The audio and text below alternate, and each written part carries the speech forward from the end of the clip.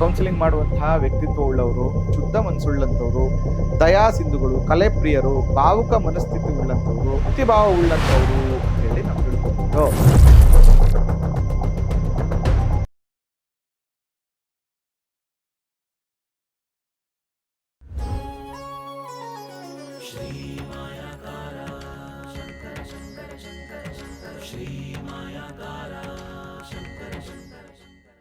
ಶ್ರೀ ಗುರುಭ್ಯೋ ನಮಃ. ಮಾಯಕಾರ ಪ್ರಭುವೇ ನಮಃ. ಗಣೇಶ ದೇವಿ ವಾಗ್ದೇವಿ ಮಮ ವಾಕ್ಯ ಸಿದ್ಧಿ ಕುರುಕುರು ಸ್ವಹ. ಓಂ ನಮೋ ಭಗವತಿ ಚಾಮುಂಡೇಶ್ವರಿ ಮಲಯಾಳ ಸ್ವರೂಪಿಣಿ ಸರ್ವಸಿದ್ಧಿಕಾರಿಣಿ ಸತ್ಯಂ ಬ್ರೂಹಿ ಸ್ವಹ. ಆರಾಧ್ಯ ದೈವನಾಗಿರುವಂತಹ ಮಲೆಮಾದೇಶ್ವರರನ್ನ ಮನದಲ್ಲಿ ನೆನೆಯುತ್ತಾ ವಿದ್ಯಾಗುರುಗಳ ತಂದೆ ತಾಯಿಯ ಪಾದಾರವಿಂದಗಳಿಗೆ ನಮಸ್ಕಾರವನ್ನು ಮಾಡ್ತಾ ಜಗದ್ಗುರು ಪಂಚಾಚಾರ್ಯರನ್ನ ಬಸವಾದಿ ಶರಣರನ್ನ ಮನದಲ್ಲಿ ನೆನೆಯುತ್ತಾ ನನ್ನೆಲ್ಲ ಪ್ರೀತಿಯ ಯೂಟ್ಯೂಬ್ ವಾಹಿನಿಯ ವೀಕ್ಷಕ ಬಂಧುಗಳ ಅಂತರಾತ್ಮಗಳಿಗೆ ನಿಮ್ಮ ಮುಗೂರು ಮಧು ದೀಕ್ಷಿತ್ ಮಾಡುವಂತಹ ಪರಿಪೂರ್ಣವಾದಂತಹ ನಮಸ್ಕಾರಗಳು. ನಿಮ್ಮೆಲ್ಲರ ಪ್ರೀತಿಯಿಂದ ಕಾರ್ಯಕ್ರಮಗಳನ್ನು ತುಂಬ ಚೆನ್ನಾಗಿ ವೀಕ್ಷಣೆ ಮಾಡಿ ತುಂಬ ಒಳ್ಳೆ ಫೀಡ್ಬ್ಯಾಕ್ ಕೊಡ್ತಾ ಇದ್ದಾರೆ. ತುಂಬ ಧನ್ಯವಾದಗಳು. ಇನ್ನು ಯಾರೆಲ್ಲ ನಮ್ಮ ಚಾನಲನ್ನು ಸಬ್ಸ್ಕ್ರೈಬ್ ಆಗಿಲ್ಲ, ಫಾಲೋ ಮಾಡ್ತಾ ಇಲ್ಲ, ದಯವಿಟ್ಟು ಮಾಡಿ ಅಂತ ಹೇಳ್ತಾ, ಅದರ ಜೊತೆಗೆ ಭಾಳ ಪ್ರಮುಖವಾಗಿ ಇವತ್ತು ಅನೇಕ ರಾಶಿಗಳ ವಿಚಾರವಾಗಿ ಚರ್ಚೆ ಮಾಡೋಣ. ಶುಭ ಮತ್ತು ಅಶುಭಗಳು, ಗುಣಧರ್ಮಗಳ ಬಗ್ಗೆ ನಾವು ಸೀಕ್ರೆಟ್ಗಳ ಬಗ್ಗೆ ಮಾತಾಡ್ತಾಣ. ಅದ್ರ ಜೊತೆಗೆ ನಿಮಗೂ ಕೂಡ ಜ್ಯೋತಿಷ್ಯ ವಾಸ್ತು ಪ್ರಶ್ನೆ ಭಾಗವನ್ನು ಕಲಿಬೇಕು ಅಂದರೆ ಸಂಪರ್ಕವನ್ನು ಮಾಡಿ ಅಂತ ಹೇಳ್ತಾ, ಇದೇ ಜುಲೈ 12ನೇ ತಾರೀಕು ವಿಶೇಷವಾಗಿರುವ ಒಂದು ನಿಗೂಢ ಪ್ರಶ್ನೆಶಾಸ್ತ್ರ, ಕವಡೆ ಶಾಸ್ತ್ರ, ತಾಂಬೂಲ ಶಾಸ್ತ್ರ, ವೀಳ್ಯದೆಲೆ ಶಾಸ್ತ್ರ, ರಮಲ್ಲ ಶಾಸ್ತ್ರ, ಹೀಗೆ ಅನೇಕ ವಿಚಾರಗಳನ್ನು ಕಲಿಸುವಂತಹ ಒಂದು ಪ್ರಯತ್ನವನ್ನು ಮಾಡ್ತಾ ಇದ್ದೇನೆ. ಯಾರೆಲ್ಲರಿಗೂ ಇದನ್ನು ಕಲಿಯುವಂಥ ಆಸಕ್ತಿ ಇದೆ ಅವರು ಅಡ್ಮಿಷನ್ ಆಗಿ ಅಂತ ಹೇಳ್ತಾ, ಇವತ್ತು ನಮ್ಮ ಜೊತೆಗೆ ನಮ್ಮ ಸಂಸ್ಥೆಯ ವಿದ್ಯಾರ್ಥಿ ಆಗಿರುವಂತಹ ಹರ್ಷ ಅವರು ನಮ್ಮ ಜೊತೆಗಿದ್ದಾರೆ. ಅವ್ರನ್ನ ಕಾರ್ಯಕ್ರಮಕ್ಕೆ ಸ್ವಾಗತ ಮಾಡೋಣ. ಹರ್ಷ, ನಮಸ್ತೆ. ನಮಸ್ತೆ ಗುರುಜಿ, ಹೇಗಿದ್ರಿ? ಚೆನ್ನಾಗಿದ್ದೀನಿ ಗುರುಜಿ. ನೀವು ಎಲ್ಲ ಆರಾಮಾಗಿ ಆಗ್ತಾ ಇದೆಯಾ? ಆರಾಮಾಗಿ ಆಗ್ತಾ ಇದೆ. ಓಕೆ, ಏನೆಲ್ಲ ವಿಚಾರಗಳು ಕೇಳಬೇಕು ಅನ್ಕೊಂಡಿದ್ದೀರಿ? ಈಗ ಕೊನೆಯ ರಾಶಿ ಮೀನ ರಾಶಿಯವರ ಗುಣಧರ್ಮಗಳು, ಅವರ ಯಾವ ಉದ್ಯೋಗ ಮಾಡಿದ್ರೆ ಒಳ್ಳೆಯದು, ಯಾವ ಸಂಖ್ಯೆ, ಯಾವ ಬಣ್ಣ, ಯಾವ ದಿಕ್ಕನ್ನು ಫಾಲೋ ಮಾಡೋದ್ರಿಂದ ಒಂದು ಪಾಸಿಟಿವ್ ಅನ್ನೋದನ್ನ ತಿಳಿಸ್ಕೊಡಿ ಗುರು. ಹರ್ಷ ನೋಡಿ, ಮೀನರಾಶಿ ಬಂದು ಕಡೆ ರಾಶಿ.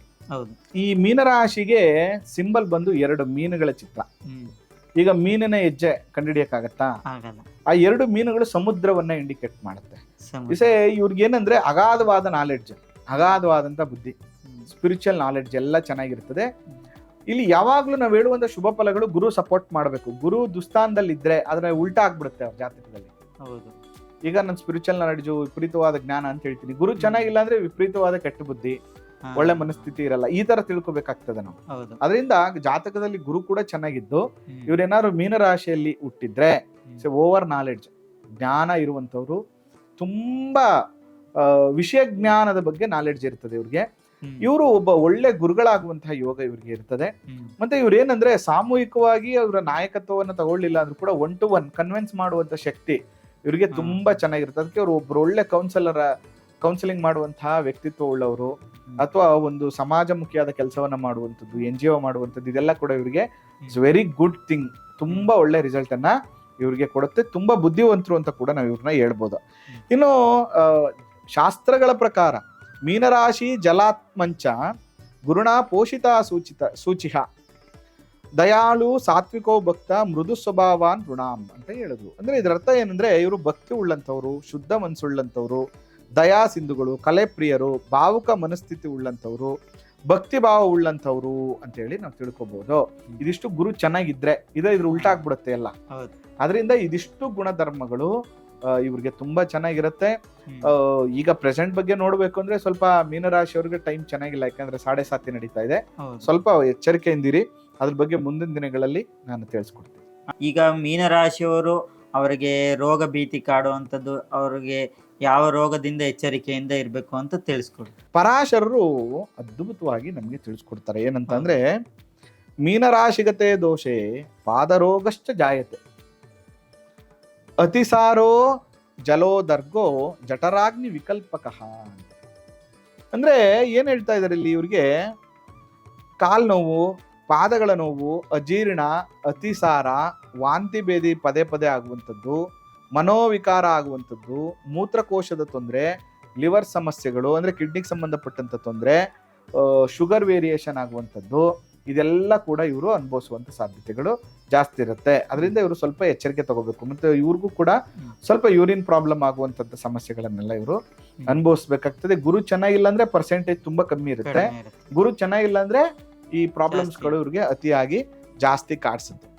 ಸೇಮ್ ಟೈಮಲ್ಲಿ ಇವ್ರಿಗೆ ಉದ್ಯೋಗ ಅಂತ ಬಂದಾಗ ಸಾಮಾನ್ಯವಾಗಿ ರೋಗ ಬಾಧೆ ಅಂತ ತಿಳ್ಕೊಂಡಾಗ, ರಾಶಿ ಅಂತ ತಿಳ್ಕೊಂಡಾಗ, ಗುಣಧರ್ಮ ಅಂತ ತಿಳ್ಕೊಂಡಾಗ ಉದ್ಯೋಗ ಕೂಡ ಇಂಪಾರ್ಟೆಂಟ್ ಆಗ್ಬಿಡುತ್ತೆ.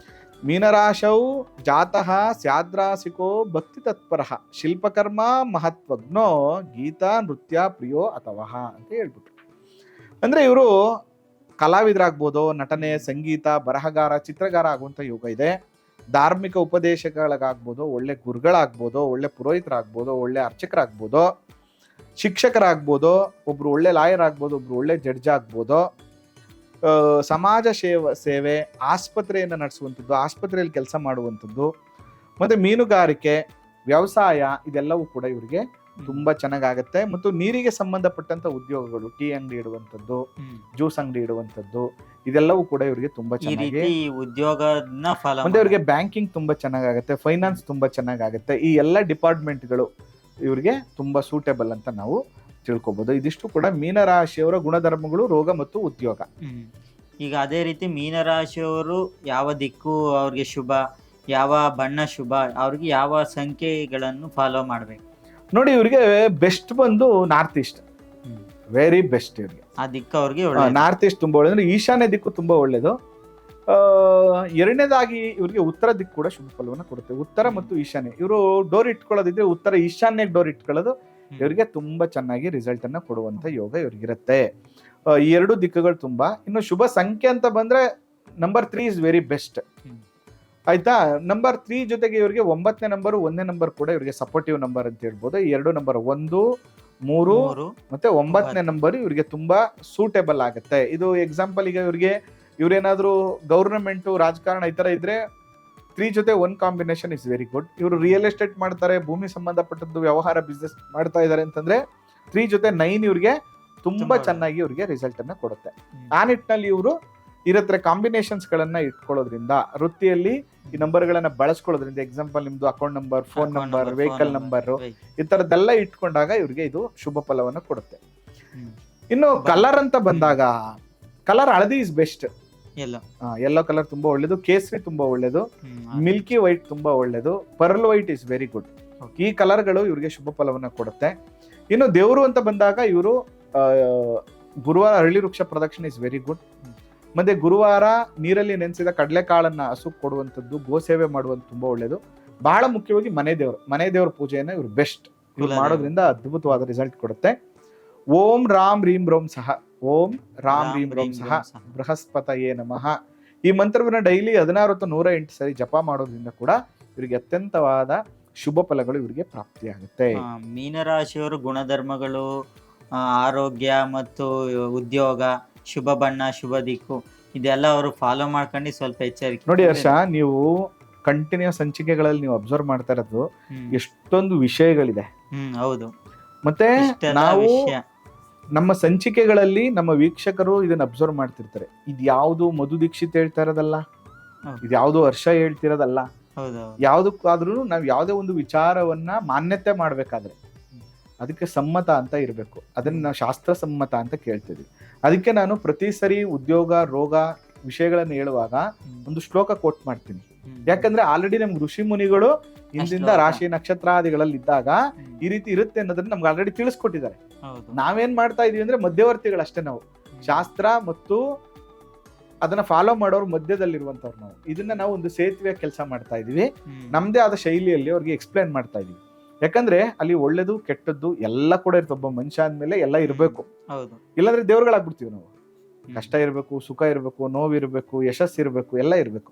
ಹಂಗೆ ಒಳ್ಳೇದು ಮತ್ತು ಕೆಟ್ಟದ್ದು ಯಾವ್ಯಾವ ಸಂದರ್ಭದಲ್ಲಿ ಇರುತ್ತೆ, ಹೇಗಿರುತ್ತೆ, ಏನ್ ಬದಲಾಯಿಸ್ಕೋಬೇಕು, ಏನ್ ಒಳ್ಳೇದು, ಎಲ್ಲ ವಿಷಯಗಳನ್ನ ಶಾಸ್ತ್ರ ಸಮ್ಮತವಾಗಿ ನಮ್ಗೆ ತಿಳಿಸ್ಕೊಡ್ತಾ ಇದ್ದೀವಿ. ಆ ಶ್ಲೋಕದ ಮುಖಾಂತರ ಅದನ್ನ ತಿಳಿಸ್ಕೊಡ್ತಾ ಇದ್ದೀವಿ. ಇದೆಲ್ಲ ಕೂಡ ನಿಮ್ಗೆ ಇಷ್ಟ ಆಗ್ತಾ ಇದೆ ಅಂದ್ರೆ ಖಂಡಿತವಾಗಿ ಫಾಲೋ ಮಾಡಿ, ಶೇರ್ ಮಾಡಿ, ಸಪೋರ್ಟ್ ಮಾಡಿ ಅಂತ ಹೇಳ್ತಾ, ಅದ್ರ ಜೊತೆಗೆ ನನ್ನನ್ನು ಭೇಟಿ ಮಾಡಬೇಕು ಅಂತಂದ್ರೆ, ವಾಸ್ತು ಜಾತಕ ತೋರಿಸ್ಬೇಕು ಅಂದ್ರೆ ಖಂಡಿತ ಕರೆ ಮಾಡ್ಕೊಂಡು ಬನ್ನಿ, ವಾಟ್ಸಪ್ ಮಾಡಿ.